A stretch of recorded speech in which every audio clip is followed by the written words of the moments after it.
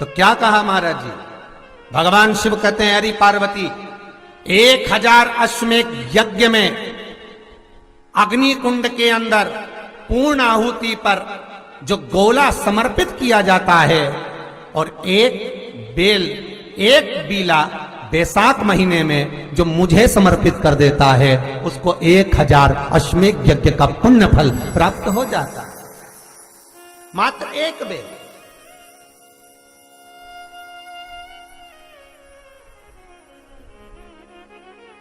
बहुत अच्छे से समझना महाराज, फिर समझ लीजिए।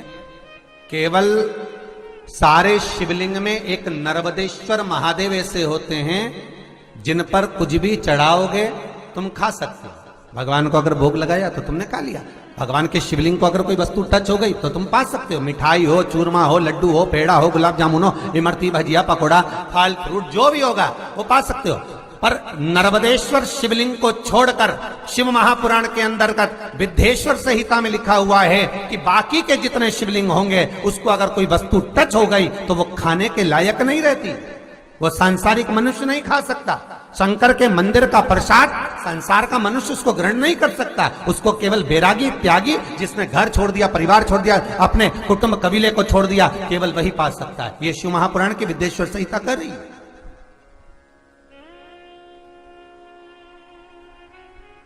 पर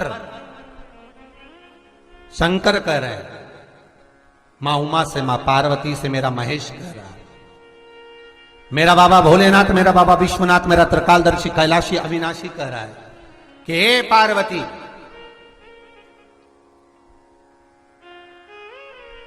एक बीला, एक बेल जो मुझे समर्पित करता है और समर्पित करने के बाद उस बेल की महत्वता देखिए, जो बैसाख महीने में बाबा शंकर को जो चढ़ाया जाता है और 1000 अश्वमेध यज्ञ का पुण्य फल हम प्राप्त कर लेते मात्र एक फल चढ़ाकर, मात्र एक फल चढ़ाकर।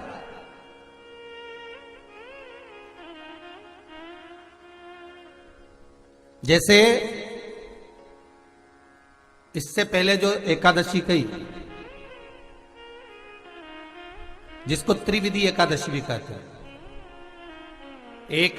पद्म पुराण में लिखा है और विष्णु पुराण में, एकादशी के दिन द्वादशी भी पड़ जाए, एकादशी के दिन त्रयोदशी भी पड़ जाए, मतलब एकादशी, द्वादशी और त्रयोदशी तीनों तिथियां एक साथ पड़ जाए और उस दिन एकादशी का व्रत जो रख लेता है उसको 1000 एकादशी का पुण्य फल प्राप्त हो जाता है। फिर वो जिंदगी में एकादशी करे चाहे ना करे।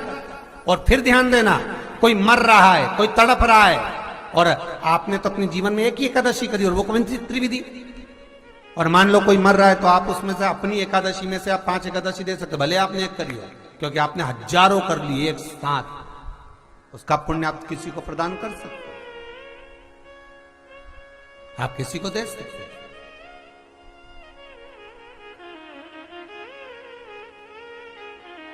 उसी तरह हे पार्वती,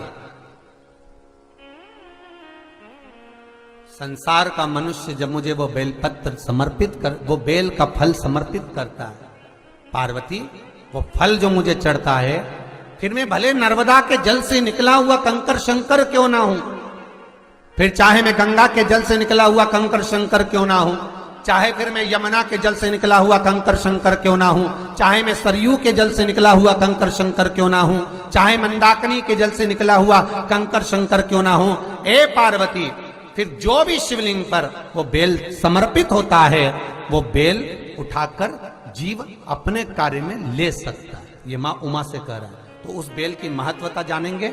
अब अपन उस बेल को जानने के लिए वापिस स्कंद पुराण में चले तो स्कंद पुराण में लिखा हुआ है कि जो बेल बैसाख के महीने में शंकर को चढ़ाया जाता है वो बेल का फल उठाकर रख लिया जाता है। बैसाख के महीने में उस चढ़े हुए, बाकी के आपको बेल का फल खाना हो तो बात दूसरी, पर चढ़ा हुआ जो बेल का फल है वो पूरा बैसाख नहीं खाना। बैसाख के बाद में अगला जो महीना आए उस महीने के अंदर उस फल के अंदर का गुर्दा निकालकर उसको सुखा लीजिए और सुखाकर जिस व्यक्ति को पथरी की बीमारी हो और जिस व्यक्ति को पेट में बहुत भोजन पचता ही नहीं है, पूरा शरीर पाचन क्रिया बेकार हो गई, उस व्यक्ति को केवल 7 दिन तक शंकर पर चढ़ा हुआ वो बेलपत्र प्रदान कर दीजिए।